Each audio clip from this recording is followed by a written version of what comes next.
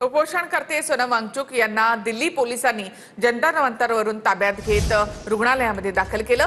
यानंतर अभिजित दिपकेंनी आमरण उपोषण सुरू केलेलं आहे। तर तिथे रुग्णालयामध्ये सुद्धा सोनम वांगचुक यांचं उपोषण सुरूच आहे। त्यांनी औषधोपचार घेण्यासही नकार दिलाय।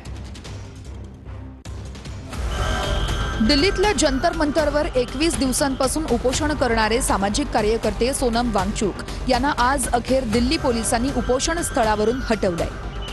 सकाळी 7 वाजता पोलिसांनी अचानक कारवाई केल्यानंतर जंतर मंतरवर मोठा गोंधळ निर्माण झाला होता। दरम्यान आता सोनम वांगचुक यांना रुग्णालयात दाखल करण्यात आलंय। दुसरीकडे अभिजित दिपके यांनी आमरण उपोषण सुरू केलंय। नीट पेपर फुटीच्या घटनांमुळे केंद्रीय शिक्षण मंत्री धर्मेंद्र प्रधान यांच्या राजीनाम्याची मागणी करत सोनम वांगचुक यांचं 28 जून पासून उपोषण सुरू आहे। केंद्र सरकारने या उपोषणाची कोणतीही दखल घेतलेली नसून चर्चेसाठी कुणी मंत्री फिरकलेही नाहीये। या आंदोलनाला देशभरातूनही मोठा पाठिंबा वाढत असल्याचं वातावरण आहे।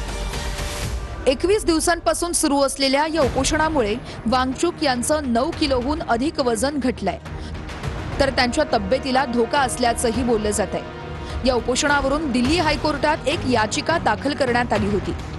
वांगचुक यांची प्रकृती ढासळत असल्यानं डॉक्टरांच्या सल्ल्यानुसार आवश्यक तो सर्व वैद्यकीय हस्तक्षेप त्वरित करावा असे आदेश न्यायालयाने प्रशासनाला दिले होते। याच मुद्द्याचा संदर्भ देत आज सकाळी 7 वाजेच्या सुमारास पोलीस जंतर मंतरवरील उपोषण स्थळी आले। वांगचुक यांच्या प्रकृतीची तपासणी करायची आहे असं पोलिसांनी आंदोलनकर्त्यांना सांगितलं। वांगचुक यांना रुग्णालयामध्ये नेत असल्याचं कुणालाही कळू नये म्हणून पोलिसांनी वांगचुक यांच्या सर्व बाजूंनी पांढऱ्या रंगाचे कापड लावले आणि याच पांढऱ्या रंगाच्या कपड्यांमधून पोलिसांनी वांगचुक यांना उचलून नेलं। हा सर्व प्रकार घडत असताना आंदोलक चांगलेच आक्रमक झाले।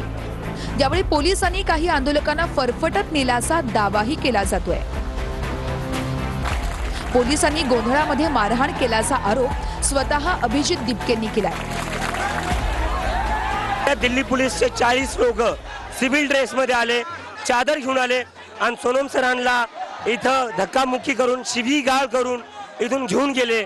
आणि मी ज्या मित्राकडे गेलो होतो अनिश गावंडे, अनिशकडे मी रोज सकाळी 7 वाजता जात असतो फ्रेश होण्यासाठी।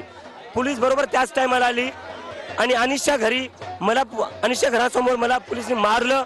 माझ्या तोंडावर हात ठेवला। जेव्हा मी मदतीसाठी हाक लावली माझं तोंड दाबलं। मला माझ्यासोबत मारहाण केली। मला रस्त्यावर त्यांनी पूर्ण ड्रॅग केलं रस्त्यावर आणि मला म्हटलं कसं काय जंतर मंतरवर जातो बघतो तू आणि तो सोनम वांगचुकला बघून घेतो आम्ही।